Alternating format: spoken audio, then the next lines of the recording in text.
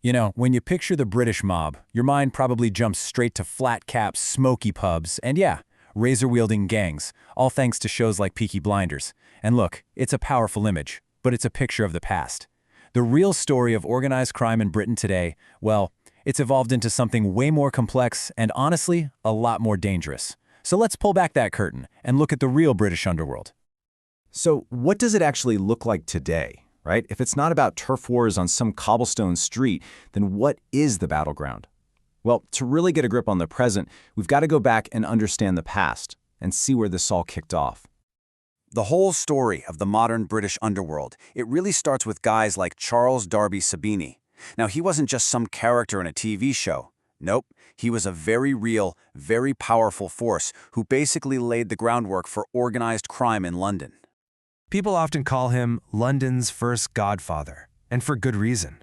His reign back in the early 20th century, it defined an entire era of crime, an era that was all about being seen, being feared, and being in direct control.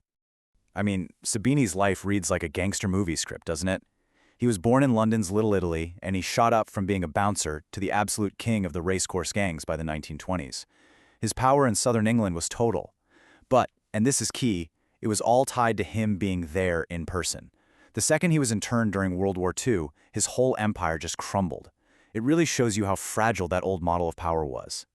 What's really wild here is just how physical his empire was. Every single thing on this list, from shaking down bookies at the track to running nightclubs, it was all about dominating a physical space. This wasn't some guy hiding behind a spreadsheet. His power was felt on the street, it was enforced with razor attacks, and it was kept going through a whole web of connections that made him seem completely untouchable. And this quote just nails his persona, right? On one hand, he was seen as this protector of his community, polite, even generous. But on the other hand, as one policeman pointed out, his thugs would stand sideways so you could see the hammers tucked in their pockets. It was power based on a very clear, very present threat. He was the gentleman, sure, but only because everyone knew exactly the kind of violence he was capable of. But that was then. The world has changed, and the business of crime, it changed right along with it. The model that Sabini perfected, visible, territorial, violent, it's been replaced by something way more subtle, way more sophisticated. Why? Well, globalization and technology, they basically made borders meaningless and created this massive global financial system that's just perfect for hiding dirty money. And this slide, it just lays out the shift perfectly. We've gone from visible violence to total invisibility, from controlling a few streets to infiltrating the entire economy. The goal isn't just running rackets on a racecourse anymore. It's about washing billions and billions of pounds through the global financial system. The big players on the scene today are groups you've definitely heard of, but maybe not in a British context, the 'Ndrangheta and the Camorra. These are Italian mafia organizations, but their reach is completely global and their methods are incredibly sophisticated. They have zero interest in street fights, they're interested in balance sheets. Okay, and to get a sense of the sheer scale we're talking about, just look at this number, 53 billion euros. That was the 'Ndrangheta's estimated annual turnover way back in 2013. That's more than Deutsche Bank and McDonald's combined. This isn't a street gang fighting over a neighborhood. This is a multinational corporation that happens to be funded by crime, and it's always looking for new places to clean that cash. And their number one target in the UK? The City of London. As one Italian investigator put it, they don't care about controlling local territory. They just want to exploit the financial system. So they use shell companies, they worm their way into legitimate businesses, and they wash all their illicit profits through one of the biggest financial hubs in the world. Their goal is to be completely and utterly invisible. So what is it that makes these groups so different from the homegrown British gangs they operate alongside? The distinction here is absolutely critical if you want to understand the threat. If you look at the research, you'll see that native British organized crime groups, or OCGs, they tend to be small, local, and a lot of the time they're temporary. Their focus is controlling a specific turf for a specific criminal business. But the Italian mafia-type groups, they're vast, global networks with these durable, hierarchical structures. Their ambition isn't just to control crime in an area, it's to infiltrate the economy and the state itself. And according to Europol, their power is built on these four pillars. It all starts with family, a bond that is stronger than any law. It's driven by this hunger for absolute power.